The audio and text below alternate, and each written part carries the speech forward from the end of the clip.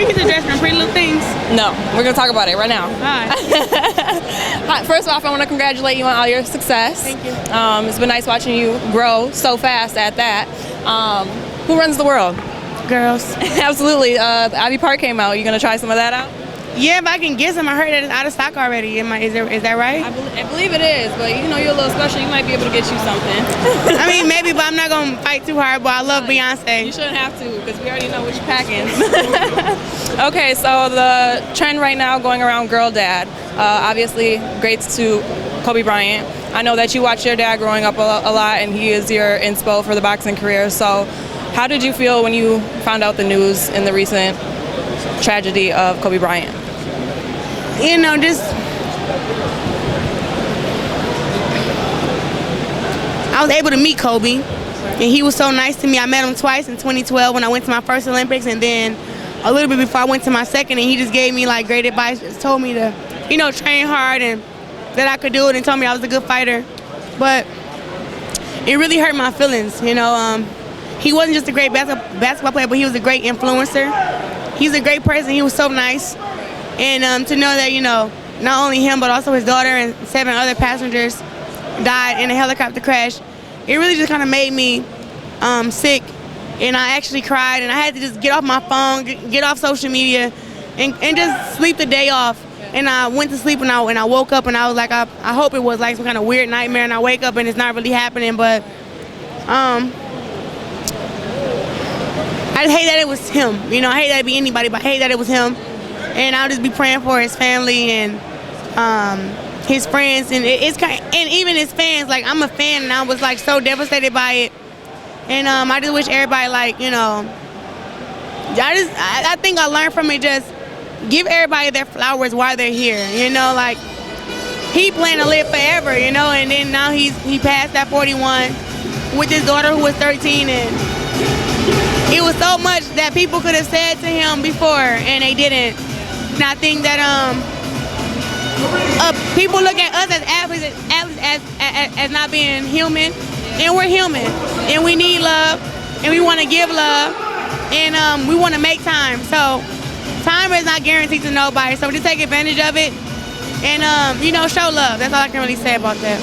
Speaking of shutting down your phone, do you have to do that often? Because I know you get a lot of hate, and it seems like you don't care, you just lash back and you're ready for it, but social media obviously has a huge influence on people, so do you ever have to really do that often, just shut down, or you just say, fuck it, keep it moving? I had to get off my social media because it was so much stuff about Kobe and his daughter, and it was really hurting my feelings to see, like, even some of the disrespect.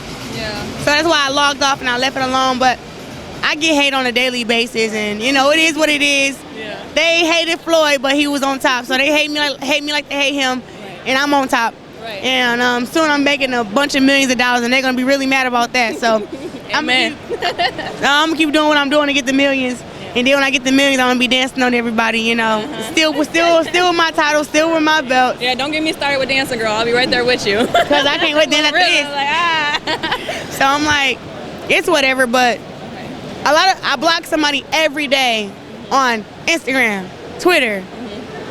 I don't even get on Facebook anymore. Yeah. Like, it's every day is some kind of hate, but I guess it comes with the territory. You've been dealing with it since high school, right? I know that you said you were really skinny, and then you had to put on your mask, and finally people stopped messing with you. So I know you stopped eating meat as well. So we can shout out to Jeff Mayweather. We're going to listen to some of her pro tips for the nutrition advice, because it seems as if that took a big impact on how you train. Yeah, for sure. It made me a better fighter. Now I can fight at low weights, 154 and 147. Okay. And at first, I started at 168, and I was a big 168. So to be able to come down in weight, still be strong, still be healthy, to feel faster and stronger, like no other fighter can do that unless you like very strict on your diet and very strict on your training. And to Jeff Mayweather, Laila Ali cannot beat me. I saw your interview. No, she cannot. Speaking of, spar with her though, so you know they know each other. Okay, so speaking of Laila Ali, right? I know you said that you show a lot of love to females, and a lot of females show love to you, and you felt like Laila did not show you, you know, the kind of the respect that you wanted, and she feels the same vice versa. But I watched the interview, and she said that she did ask to spar with you, and you didn't say anything back to that. So that shows where her heart is at. She asked me to spar when I was 17, 156 pounds soaking wet. And she wasn't even serious. So it's like, if I'm not that good of a boxer and I'm not that talented, why the hell you want to spar me for? Okay.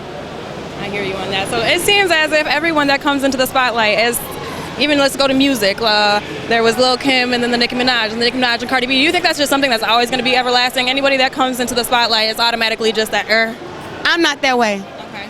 And I really think you are that way. I'm not that way. And when I first met Laila Ali, her name in my phone was Big Sis Layla. And I would text her when I had my fights coming up. I would ask her business advice, everything. So it's like, when you listen to that and then you see where we're at now, it's like, she flipped on me. It wasn't me flipping on her or hating on her. It was her doing that to me. So I'm not really mad about it, you know. Maybe she's mad that I'm getting more clout than what she got, than what she did when she was a boxer. But I gave her respect. She didn't give me mine.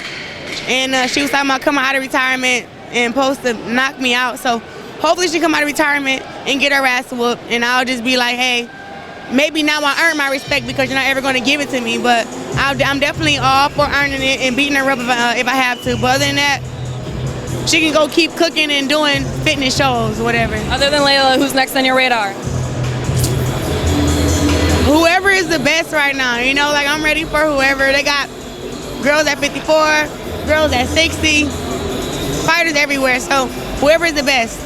I love your hair, by the way, and thank you for all your time. And we gonna rock these cute outfits and keep it moving. Mess up the haters, you know? All right, for sure. Thank you.